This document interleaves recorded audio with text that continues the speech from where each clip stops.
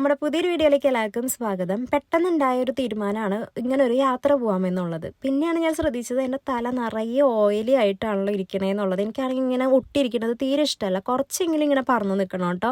പോരാത്തതിന് എൻ്റെ ഫേസിലേക്ക് ഇങ്ങനെ ഓയിൽ ഇറങ്ങി വരുന്ന പോലെയൊക്കെ ഇങ്ങനെ തോന്നും കേട്ടോ.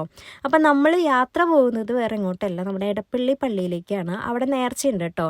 നമ്മളൊരു ഉച്ചയായപ്പോൾ 1 മണിയൊക്കെ ആയപ്പോൾ ഞങ്ങളിങ്ങനെ സംസാരിച്ചുകൊണ്ടിരിക്കുന്ന സമയത്ത് പപ്പ പറഞ്ഞു എന്നാൽ പിന്നെ നമുക്ക് ഇന്ന് പോവാം എന്ന് പറഞ്ഞു.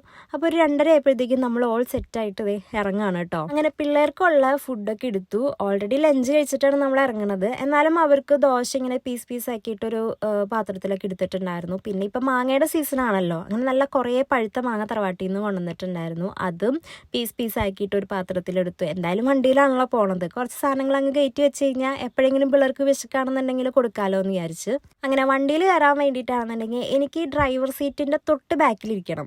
എനിക്കാണെന്നുണ്ടെങ്കിൽ അവിടെ ഇരുന്നാലേ ഒരു സുഖം കിട്ടുള്ളൂ. അവിടെയാണെങ്കിൽ എൻ്റെ ഈ ചെറുത് കയറി അങ്ങ് ആദ്യമേ ഇരിക്കും. പിന്നെ അവൻ അവിടെ നിന്ന് അങ്ങോട്ട് മാറിയില്ല കേട്ടോ. എന്നെ അപ്പുറത്ത് കൊണ്ടിരുത്തും. അത് ഇവൻ അങ്ങ് നീങ്ങി തരില്ല, എന്നോട് അപ്പുറത്ത് വന്ന് ഇരുന്നോളാൻ പറയും. എനിക്കാണെന്നുണ്ടെങ്കിൽ ഈ സൈഡിൽ ഇരിക്കുന്നത് തീരെ ഇഷ്ടമല്ല. പക്ഷെ വലിയ കാര്യമൊന്നുമില്ല, ഇങ്ങനെ ആൾ ഇരിക്കണമെന്നുള്ളൂ. കുറച്ച് നേരം കഴിയുമ്പോഴത്തേക്കും, കുറച്ച് നേരമൊന്നും വേണ്ട, ഈ വണ്ടി എടുത്തൊരു 2 സെക്കൻഡ് കഴിയുമ്പോഴത്തേക്കും ഇവൻ എൻ്റെ മടിയിലുണ്ടാവും കേട്ടോ. അങ്ങനെ നമ്മളത് യാത്ര ആരംഭിച്ചു.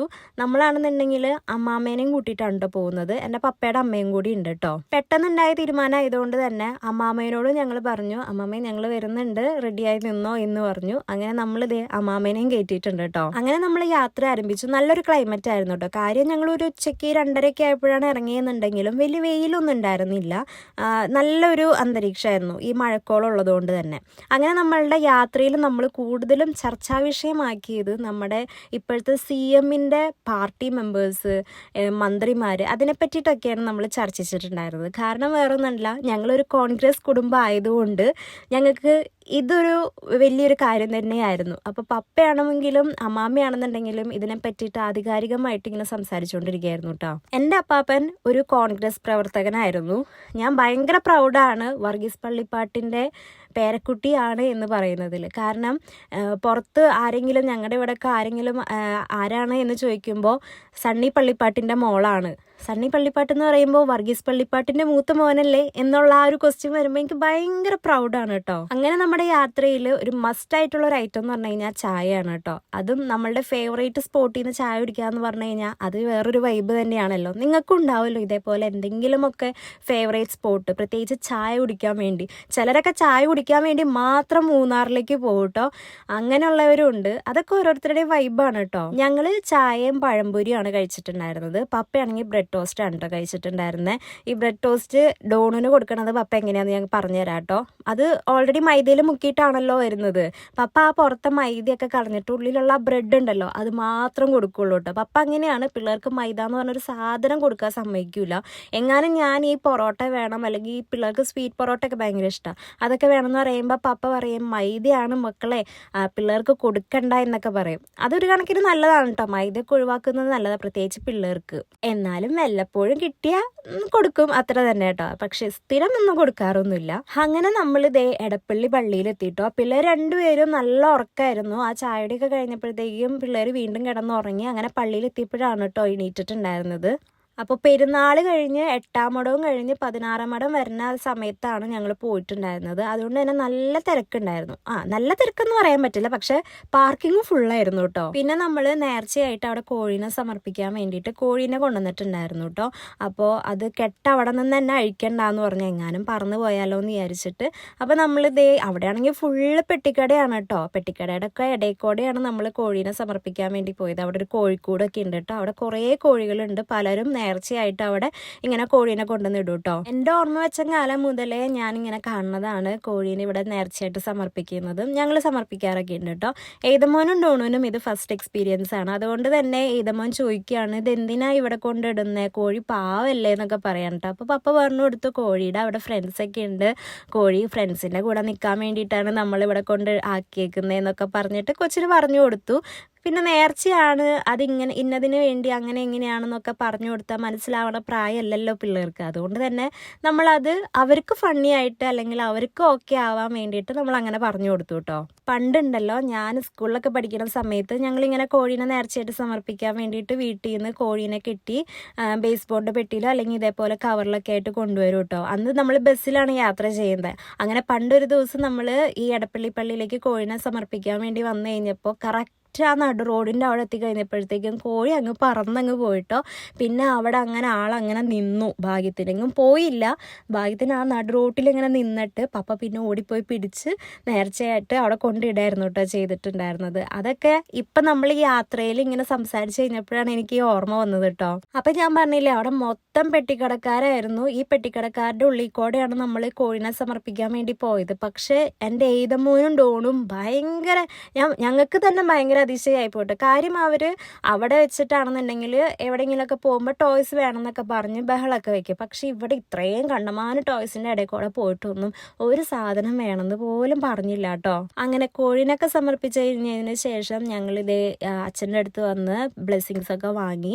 അതിന് ശേഷമാണ് ഇതൊക്കെ ഈ പഴയ പള്ളിയുടെ അവിടെയാണ് കേട്ടോ നടക്കുന്നത്. ഇനി നമ്മൾ പുതിയ പള്ളിയിലേക്ക് പോവാണ് കേട്ടോ. പുതിയ പള്ളിയിലേക്കുള്ള ഈ വഴിപ്പാത കണ്ടു കഴിഞ്ഞപ്പോഴത്തേക്കും ഡോണും അങ്ങ് ചാടി ഇറങ്ങി. പക്ഷേ ഇത് മോൻ എന്നെ എടുക്കുന്നു പറഞ്ഞുകൊണ്ടിരിക്കുകയായിരുന്നു കേട്ടോ. ഇത്രയും നല്ല വഴി ഉണ്ട് കഴിഞ്ഞപ്പോൾ ഡോണുവിന് അങ്ങ് ഇഷ്ടമായി. കാരണം ഓടാനും ചാടാനും നല്ല സ്ഥലമൊക്കെ ഉണ്ടല്ലോ എന്ന് വിചാരിച്ചിട്ട് അങ്ങനെ ഡോണും അപ്പാപ്പൻ്റെ കൈയും പിടിച്ചങ്ങ് പോയി. ഏതപ്പനാണെന്നുണ്ടെങ്കിൽ അമ്മാമ്മയുടെ ഒക്കത്തും കയറിയിരിക്കുകയാണ് കേട്ടോ.